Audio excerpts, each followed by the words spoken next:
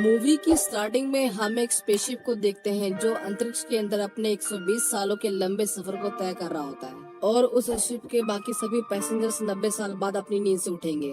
उस स्पेसशिप का मिशन था कि वो इंसानों को अर्थ जैसे एक दूसरे ग्रह पर पहुंचाए, जिसमें अभी भी उसे 90 सालों का लंबा सफर तय करना था। इतने लंबे सफर के दौरान इंसानों की एज न बढ़े, इसलिए उन्हें एक स्पेशल मशीन के अंदर रखा गया था जो उनकी बॉडी को 120 सालों तक प्रिजर्व करके रखने वाली थी और उनकी नींदें तभी खुलती जब वो उस ग्रह पर पहुंच जाते। स्पेसशिप अपने 30 सालों के सफर को पूरा कर चुका था, लेकिन तभी हम देखते हैं कि उस स्पेसशिप के सामने बहुत बड़े बड़े पत्थर थे जिन्हें हम एस्ट्रॉयड भी कहते हैं। दोनों के बीच में टक्कर हो जाती है, लेकिन वो स्पेसशिप इतनी ज्यादा एडवांस थी। शिप के अंदर बहुत सारे फेलियर्स भी आते हैं, लेकिन उस शिप के अंदर का सेल्फ रिपेयरिंग सिस्टम खुद को अपने आप ही रिपेयर कर लेता है और कुछ ही देर बाद शिप दोबारा से रीस्टार्ट हो जाता है। इसके बाद हम देखते हैं कि उस स्पेसशिप की टक्कर की वजह से एक पैसेंजर का स्लीपिंग पॉड खराब हो जाता है और वो अपनी 30 सालों की गहरी नींद से उठ जाता है। उस पैसेंजर का नाम जिम था। शुरुआत में तो उसे बहुत चक्कर आ रहे होते हैं, लेकिन उसकी बॉडी धीरे धीरे नॉर्मल होने लगती है। जिम उस हॉल के अंदर आता है जहाँ पर सभी क्रू मेंबर्स को अपना सफर पूरा होने के बाद एक साथ मिलकर मीटिंग करना था, लेकिन वो पाता है कि उस हॉल के अंदर कोई भी नहीं था। लेकिन उस शिप का एआई सिस्टम जिम से ऐसे बातें कर रहा था जैसे उस शिप के अंदर बहुत सारे लोग हैं। जिम को शक हो जाता है कि यहाँ पर जरूर कुछ न कुछ प्रॉब्लम है, इसलिए वो शिप के बाकी पैसेंजर्स को ढूंढने लगता है। शिप के हर एक कोने को ढूंढने के बावजूद उसे एक भी इंसान नहीं मिलता। जिम बहुत ही ज्यादा घबरा जाता है और कंट्रोल रूम में मदद मांगने ले जाता है, पर कंट्रोल रूम को बिना क्रू मेंबर की आईडी के एक्सेस करना नामुमकिन था। जिम सिस्टम से स्पेसशिप की लोकेशन की डिटेल्स निकालता है और उसे पता चलता है कि वो अभी अपनी मंजिल से 90 साल दूर है, जिसका मतलब यह है कि उसकी बॉडी 90 साल पहले एक्टिवेट हो गई। शिप की इतनी बड़ी खामी के बारे में वो अर्थ के लोगों को बताना चाहता था, इसीलिए वो अपना मैसेज रिकॉर्ड कर कर अर्थ पे भेजता है। लेकिन वो ये बात जानकर बहुत ही ज्यादा हैरान हो जाता है कि उसके मैसेज का रिप्लाई आने में 55 साल लग जाएंगे। इसका मतलब ये है कि अब उसे स्पेसशिप में 55 साल बिना किसी की मदद के बिताने थे। जिम हताश होकर वहाँ से जाने लगता है, लेकिन तभी वो वहाँ पर किसी को देखता है। शायद वो इंसान हो सकता था, लेकिन जब जिम उसके पास जाता है तब उसे पता चलता है कि वो बस एक रोबोट है जिसका नाम आर्थर था। वो बिल्कुल इंसानों की तरह था, बस उसके अंदर फीलिंग्स नहीं थी। जिम खाना खाने के लिए एक मशीन के पास आता है, लेकिन मशीन उसे उसकी पसंद का खाना नहीं देती, क्योंकि वो जिस कैटेगरी का पैसेंजर था उस कैटेगरी में उसे लो ग्रेड फूड ही दिया जाता था। एक मैनुअल की मदद से जिम अपने हाइबरनेशन पोर्ट को ठीक करने की कोशिश करता है, लेकिन वो ऐसा नहीं कर पाता। वो कंट्रोल रूम को भी एक्सेस करने की कोशिश करता है, लेकिन उसकी दीवारें इतनी ज्यादा मोटी होती हैं कि उसे तोड़ना असंभव था। स्पेसशिप के फंक्शन में भी अब खामी आने लगी थी। जिम आर्थर से कहता है कि शायद वो अपनी पूरी जिंदगी के लिए इस स्पेसशिप में फंस गया है और शायद अकेला ही यहाँ पर मर जाए। आर्थर उसे कहता है कि इंसानों की यही खामियां हैं। इंसानों को हमेशा वो चाहिए जो उनके पास नहीं है, और जब हमारे पास कोई ऑप्शन नहीं होता तो बेहतर यही है कि जो हमारे पास नहीं है उसके बारे में ना सोचकर जो हमारे पास है उसके साथ खुशी से रहना सीखे। शिप के अंदर करने के लिए बहुत कुछ था, इसलिए जिम उसके साथ जो हुआ उसे भूलकर नए सिरे से जिंदगी जीना शुरू कर चुका था और पहले से ज्यादा खुश रहता था। लेकिन अब वो इतना ज्यादा बोर हो चुका था अकेले रहकर कि उसने सुसाइड करने की भी कोशिश की थी, लेकिन वो बहुत ही ज्यादा घबरा गया था और वहाँ से भाग गया था। लेकिन वो भागते वक्त गिर जाता है, जहाँ पर वो एक और पॉड को देखता है जिसके अंदर एक लड़की थी जिसका नाम अरोरा था। जिम उसे पसंद करने लगता है। जिम उसका इंटरव्यू देखते देखते अपना पूरा समय उसी के साथ बिताता था, क्योंकि वो इतने साल अकेला रहा था, इसलिए वो चाहता था कि उसके साथ कोई हो जिसके साथ वो अपना समय बिता सके। इसीलिए वो अरोरा को भी अपने समय से पहले जगाना चाहता था। जिम को ये पता था कि ऐसा करना गलत है, इसलिए वो कई महीने बिता देता है ये सोचते सोचते कि उसे ऐसा करना चाहिए कि नहीं। लेकिन वो फाइनली डिसाइड करता है कि वो अरोरा को उसकी नींद से जगाएगा।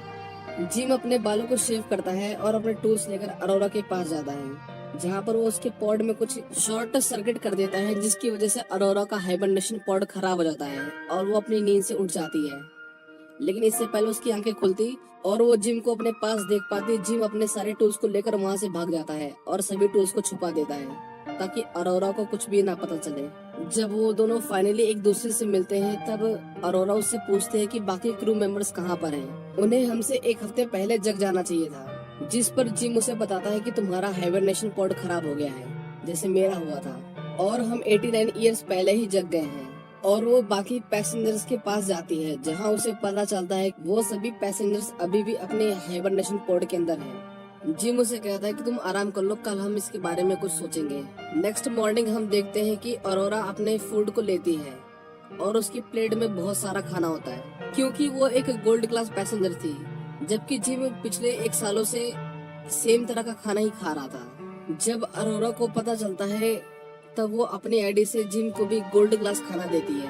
अरोरा भी उस गेट को तोड़ने की कोशिश करती है, लेकिन वो गेट इतने आसानी से टूटने वाला नहीं था। उसे अब यकीन हो चुका था कि अब वो सभी यहाँ पर फंस चुके हैं, इसलिए वो डिसाइड करती है कि वो अपनी किताब को लिखेगी जो वो दूसरे ग्रह पर जाकर पूरा करने वाली थी। इसलिए वो जिम का इंटरव्यू लेने लगती है। वो उससे पूछते है कि तुम अर्थ पर अपने दोस्तों और फैमिली को छोड़कर यहाँ पर क्यों आए हो। जिम एक मैकेनिक है। वो उसे बताता है कि उसे चीजें बनाना पसंद है, लेकिन अर्थ पर पहले से ही बहुत कुछ बना हुआ है, इसलिए अर्थ पर करने के लिए उसके पास कुछ भी नहीं था। वो एक नए ग्रह पर नई शुरुआत करना चाहता था, इसीलिए उसे इस पूरे सफर में डिस्काउंट भी मिला था। जिम उससे पूछता है कि तुम वहाँ पर क्यों जा रही हो। अरोरा उसे बताती है कि वो एक पत्रकार है। वो उस ग्रह पर जाएगी जहाँ पर वो अपना 1 साल बिताकर अपनी किताब को पूरा कर वापस अर्थ पर आ जाएगी। लेकिन अब लगता है कि ऐसा नहीं हो सकता, क्योंकि अब वो लोग यहाँ पर फंस गए हैं। अरोरा उससे पूछती है कि क्या यहाँ पर और कुछ करने के लिए है क्या। वो सभी अपनी सभी पुरानी बातों को भूलकर अपनी जिंदगी को एंजॉय करने लगते हैं। जिम भी अब पहले से ज्यादा खुश था। वो दोनों स्पेस में ट्रेवल भी करने लगे थे और धीरे धीरे वो दोनों एक दूसरे के दोस्त बनने लगते हैं। जिम अरोरा को एक गुलाब का फूल देता है जो उसने अपने हाथों से स्पेसशिप के अंदर उगाया था। स्पेसशिप एक बहुत ही बड़े तारे के सामने से गुजरता है, जो कि दिखने में बहुत सुंदर था, और उसके अंदर से बड़ी बड़ी आग की लपटें निकल रही थी। सभी मिलकर अरोरा के बर्थडे को सेलिब्रेट कर रहे होते हैं। जिम दरअसल उसे एक अंगूठी देना चाहता था, पर बातों ही बातों में आर्थर उसे बता देता है कि जिम ने ही उसे हाइबरनेशन पॉड से उठाया है। ये जानकर वो बहुत ही ज्यादा सैड हो जाती है, क्योंकि जिस पर उसने सबसे ज्यादा भरोसा किया था उसी ने उसे धोखा दिया। अरोरा जिम से बात करना बंद कर देती है। वो उस पर इतना ज्यादा गुस्सा होती है कि जब एक रात जिम सो रहा होता है, वो उसके पास जाकर उसे बहुत मारती है। वो जिम को जान से मारने वाली थी, लेकिन वो खुद को कंट्रोल कर लेती है। नेक्स्ट मॉर्निंग जिम कन्फेस करता है कि हाँ उसने गलती करी है, पर उसके पास कोई और चारा नहीं था। 1 साल तक अकेला रहने के बाद वो पागल सा हो गया था, पर अरोरा उसकी एक नहीं सुनती और उसी के ऊपर चिल्लाने लगती है। एक रात जब जिम अपने रूम के अंदर होता है तब वो नोटिस करता है कि स्पेसशिप में कुछ खराबी आ रही है, लेकिन कुछ देर बाद वो अपने आप ही ठीक हो जाता है, इसीलिए जिम उसे इग्नोर कर देता है। हम देखते हैं कि जिम स्पेसशिप के अंदर कुछ बना रहा होता है और देखते ही देखते वो वहाँ पर एक पेड़ उगा देता है। अगले दिन जब वो लिफ्ट से नीचे आ रहा होता है तभी लिफ्ट खराब हो जाती है। वो किसी तरह बाहर आता है। अरोरा अपना खाना लेने के लिए मशीन के पास जाती है, लेकिन मशीन उसके ऊपर सारा खाना फेंक देती है।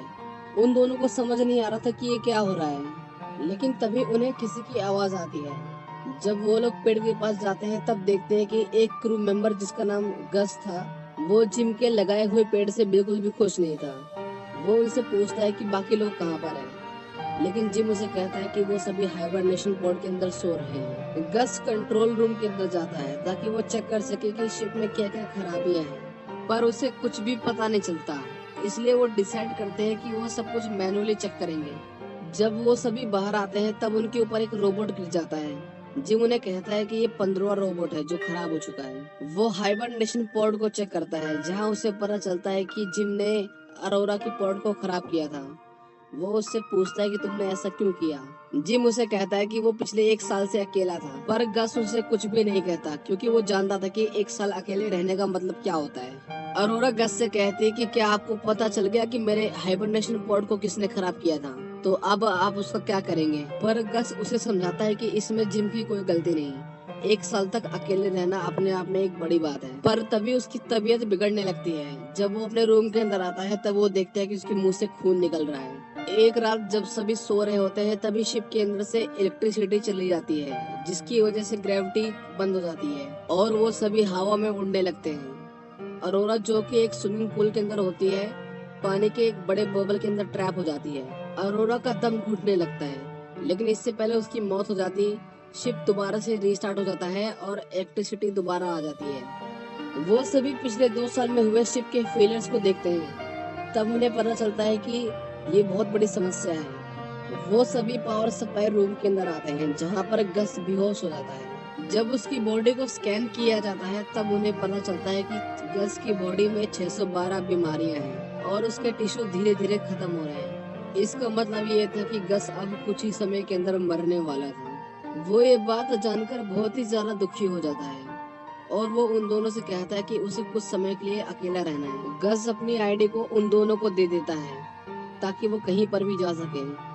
वो उन्हें कहता है कि वो एक दूसरे का ख्याल रखें और इतना कहकर गस की मौत हो जाती है। वो सभी शिप को ठीक करने जाते हैं, लेकिन अब शिप के अंदर बहुत बड़े बड़े फेलियर्स आ रहे थे। आर्थर खुद को ये नुकसान पहुंचा रहा था।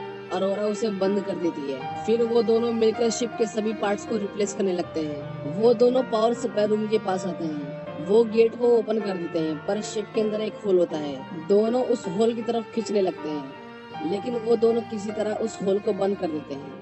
वो दोनों देखते हैं कि उस पूरे शिप के अंदर बहुत सारे होल्स हैं। जब वो लोग मेन पावर सप्लाई के पास आते हैं तब देखते हैं कि पावर सोर्स पूरी तरह से अनस्टेबल हो चुका है। वो सभी पार्ट्स को बदलते हैं और जब वो हीट को रिलीज करने के लिए लीवर खींचते हैं तब गेट ओपन नहीं होता।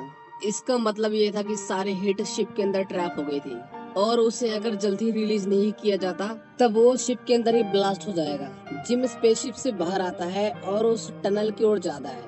स्पेसशिप का टेम्परेचर अब बहुत ही ज्यादा बढ़ चुका था। जिम लीवर को खींचता है और गेट ओपन हो जाता है। जिम लीवर को खींचता है और गेट ओपन हो जाता है, लेकिन जैसे ही वो लीवर को छोड़ता है गेट दोबारा से बंद हो जाता है। जिम समझ जाता है कि अगर उसे गेट को ओपन रखना है तो उसे लीवर को पकड़े रखना होगा, लेकिन इसमें प्रॉब्लम ये थी कि सारी हीट उसकी बॉडी से पास होकर जाती है, जिसमें उसकी मौत भी हो सकती थी। जिम अरोरा से कहता है कि वो लीवर को खींच दे, लेकिन अरोरा उसे कहते हैं कि वो ऐसा नहीं कर सकती, पर शिप का टेम्परेचर बहुत ज्यादा बढ़ गया था, इसीलिए अरोरा को लीवर खींचना पड़ता है और उस शिप की सारी हीट जिम की बॉडी से गुजरते हुए बाहर निकल जाती है। लेकिन इसी बीच जिम का पैर स्लिप कर जाता है और वो इतनी जोर से बाहर आ जाता है कि उसके सूट पर लगी सेफ्टी केबल टूट जाती है और वो थ्रस्टर्स की ओर गिरने लगता है, जिसके अंदर गिरकर उसकी मौत हो सकती थी। वो किसी तरह अपने हाथ में रखे हुए डोर को उसकी तरफ फेंकता है और उससे दूर हो जाता है। शिप दोबारा से ठीक हो गया था, लेकिन जिम अभी भी स्पेस के अंदर था। उसके सूट में छेद हो गया था और वो धीरे धीरे स्पेसशिप से दूर जा रहा था। अरोरा उसे बचाने के लिए स्पेस के अंदर आती है। वो उसे ढूंढ लेती है, लेकिन वो उससे बहुत ही ज्यादा दूर होता है। वो किसी तरह उसके पास पहुंचने की कोशिश करती है, लेकिन उन दोनों का हाथ स्लिप हो जाता है। अरोरा रोने लगती है क्योंकि उसे लगा कि जिम शायद अब जा चुका है, लेकिन तभी वो उस केबल को देखती है जो जिम से अटैच थी। अरोरा उस केबल को पकड़ लेती है और जिम को स्पेसशिप के अंदर दोबारा लाती है। इतने समय तक स्पेस में रहने के कारण जिम का शरीर पूरी तरह से जम गया था। अरोरा उसे एक मेडिकल मशीन के अंदर डालती है, जहाँ पर मशीन उसे बताती है कि जिम की मौत हो चुकी है, लेकिन अरोरा उस मशीन को कमांड देती है कि वो सारे ऑपरेशन एक साथ कर दे। जिम का ट्रीटमेंट एक साथ चालू हो जाता है, लेकिन उसकी हालत में कुछ भी फर्क नहीं आता।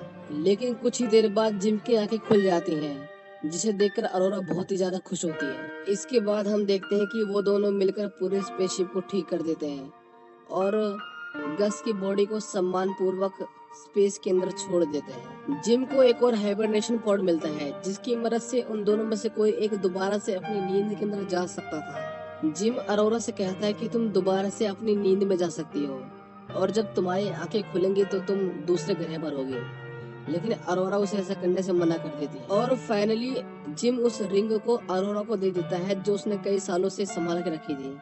मूवी के लास्ट में हम देखते हैं कि वो स्पेसशिप दूसरे ग्रह पर पहुंच जाता है और स्पेसशिप के सभी क्रू मेंबर्स जग जाते हैं और वो देखते हैं कि पूरे स्पेसशिप के अंदर बहुत सारे पेड़ हैं, जिसे जिम और अरोरा ने मिलकर लगाया था। शायद इतने सालों के दौरान उन दोनों की मौत हो चुकी थी और इसी के साथ ये मूवी यहीं पर खत्म हो जाती है।